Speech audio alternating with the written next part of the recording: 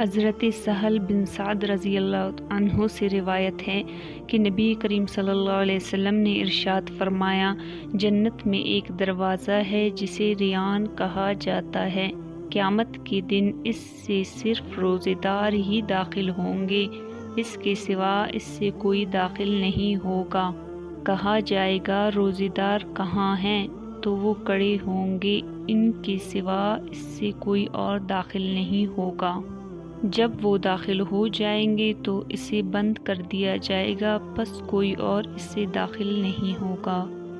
حضرت ابو ہریرہ رضی اللہ تعالی عنہ سے روایت ہے کہ رسول اللہ صلی اللہ علیہ وسلم نے ارشاد فرمایا، جس شخص نے ایمان کے ساتھ اور ثواب کی نیت سے رمضان کے روزے رکھے تو اس کی برکت سے اس کے تمام صغائر گناہ معاف ہو جاتے ہیں۔